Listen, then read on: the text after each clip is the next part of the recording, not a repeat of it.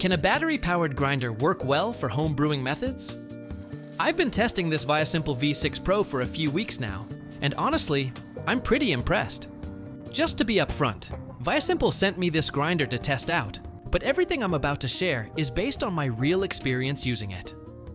Previously, I shared an unboxing short, so if you're interested, please check the link in the corner. The accessories are pretty simple. You get a dosing ring, a cleaning brush, a USB-C charging cable, an Allen key, and this storage bag that seems to be waterproof. The entire V6 Pro body is all metal, including the lid, all the internal parts, and the catch cup at the bottom, so it has some serious weight to it when you pick it up. The catch cup is magnetic with 12 magnets, so it stays locked in place really well.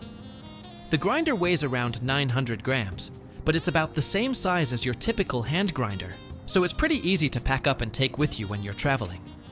The power button is on top. Pop off the lid, and you can see the button and the motor part. You've got 3 battery indicator lights and a charging light up there too. The built-in battery has 4,400 mAh capacity, compared to the Time More Whirly, Espresso Discovery, and Outfino with their 1,000 mAh batteries. The battery life is a huge improvement. They claim it can handle 30 plus espresso grinds or over 100 pour-over grinds. I haven't actually tested it that many times, but from when I first got it until now, I haven't had to charge it once. So if you charge it fully before a trip, you could probably go the whole time without plugging it in. This grinder uses an external adjustment dial. The center dial has 60 grind settings, covering everything from fine espresso grinds to coarse cold brew grinds. You can actually turn this dial more than one full rotation past the coarsest setting, but you'll probably never need it that coarse. Let's check out the grind size and consistency at different settings. Settings 0 to 5 are for Turkish coffee with super fine grounds, basically powder. Settings 5 to 20 are the espresso range. Setting 10 here works well for non-pressurized baskets. For mocha pot, you'd want to be around 20. For pour-over, I use 30 to 40. The consistency of these medium grinds looks really solid, not too many fines or big chunks. Settings 50 and above are for coarse grinds. If you like making French press or cold brew with coarse grounds, this range works perfectly. The grind consistency looks really even.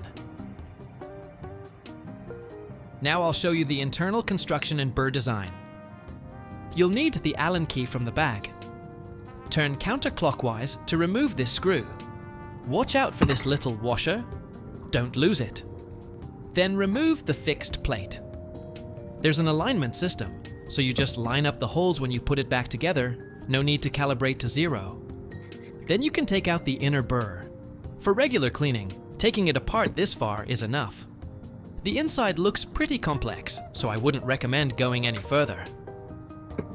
This is a 48mm 7-core conical burr, which is actually bigger than what you'll find in a lot of electric grinders.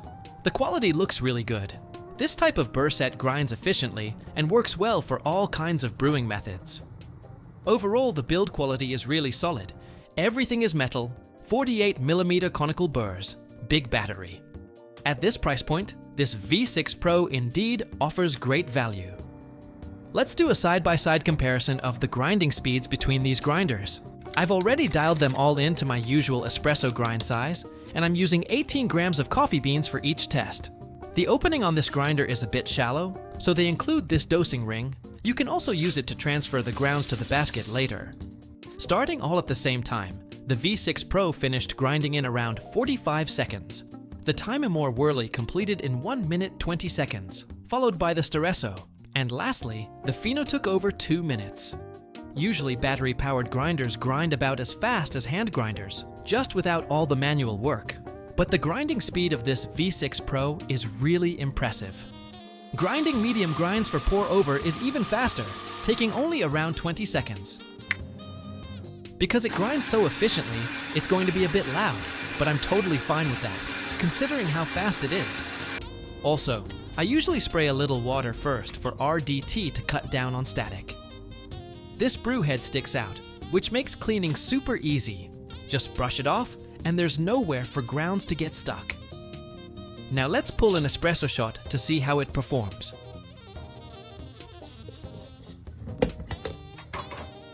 I'll use the Gemini G3006 for this demo. I'm aiming for a 1:2 ratio with 25 to 30 second extraction time.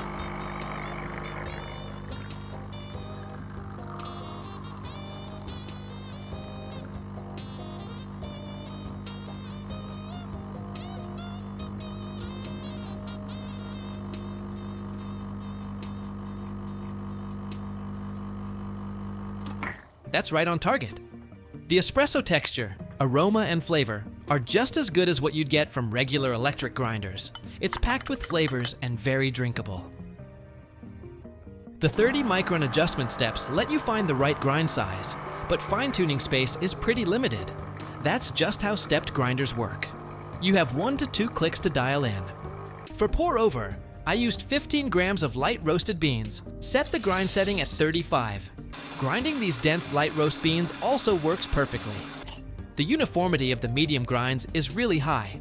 Many all-purpose grinders tend to favor espresso, but this one seems to produce fewer fines. These are Ethiopian beans from a local roaster that I use for testing all the time, so it makes it easy to compare flavors. It has bright acidity, nice fruit notes, clear jasmine aroma. It makes a really enjoyable pour over. I also made a cup with the time more whirly, using the same brewing parameters. Comparing them side by side, the clarity of the V6 Pro is more pronounced, while the Whirly's pour over is more balanced, but doesn't have the same bold flavors as the V6.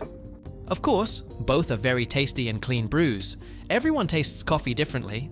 This is just my experience. Battery-powered grinders are getting more and more powerful these days. Grinders like this one give you the consistency and portability of quality hand grinders, plus the faster grinding speed and hands-off experience. At the same price point, I'd prefer this V6 Pro over entry-level traditional electric grinders. I think it's definitely worth considering.